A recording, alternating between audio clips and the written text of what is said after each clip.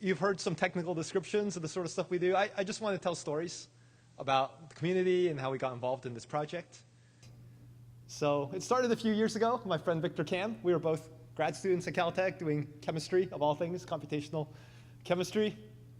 And we were reading an LA Times article. It was all about dropouts, high school dropouts. It was a 4-part article, and it basically said, if you're a high school student in Los Angeles and you drop out, your future is dismal. It's dim. All your prospects, every statistic is bad. And I was like, we're like, oh, this is terrible. Nothing we can do about that, though. It's one of these, societal things. Part 2 came out, and they said half all students that drop out because they can't pass algebra. And we're like, algebra? Algebra? We could easily teach algebra. And we were like talking to each other. We're like, well, it's obvious what needs to be done. Victor's like, we just need to make a machine that can teach anyone anything, like that. So we had all this stuff planned, and we figured, okay, we're going to just start making this machine to teach anyone everything, but let's start with algebra. And so, we went down. I talked to a professor I had known as an undergrad, Professor Broussais. We're like, yeah, Victor and I, we're going to take some time. We're just going to do this. And he was like, not chemistry. We're like, no, education. Pretty similar. He's like, it's not similar, but.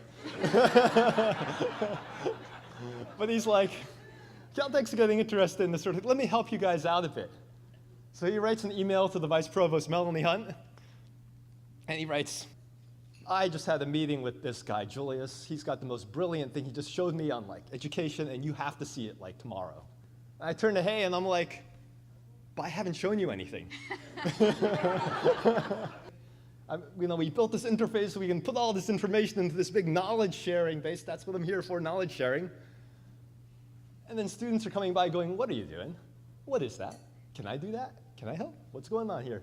So, I'm like, sure. So they're entering stuff in. I'm entering stuff in.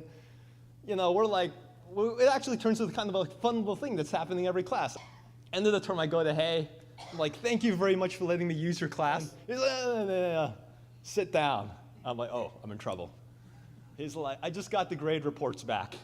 And I'm like, oh, no, we wasted everyone's time. They're all failing because there's... And he was like, my class got an A. And I'm like, you mean some of your students got an A? He was like, no, my entire class got an A. And he was like, it's a weed out class. They normally get B minuses. It turns out that even the act of combining knowledge in some shared base and sharing stuff seems to be a good way to learn.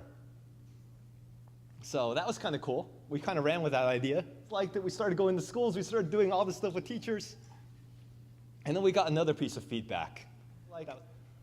All our students are engaged. And I was like, well, yeah, it's an iPad. Of course it's going to be engaging. And then she was like, no, the first part of the sentence, all our students are engaged. And we're like, oh, why is that unusual? She's like, well, there's all the students you expect to be engaged, but we also have all these, English language learners who never participate, never contribute, who are adding stuff like crazy.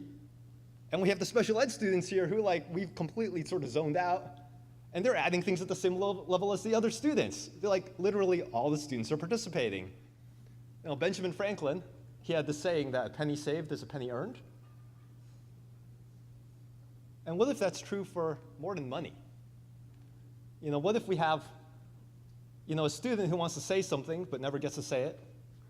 What if we have a student who's got an interest but never gets to pursue it? What if we have a student who wants to contribute something to the world but doesn't get to do it for whatever reason? But with some technology, with some help with the community, what if the community can help make sure that no human potential is wasted, that everyone can live up to their fullest extent? Because isn't that what education's about? Isn't it about making sure that we can all participate and all contribute and all be what we can be? And so I think that's what the Rotarians want. I think this is what we want, and I'm really glad to be able to contribute in some small way to the overall effort. So thank you very much.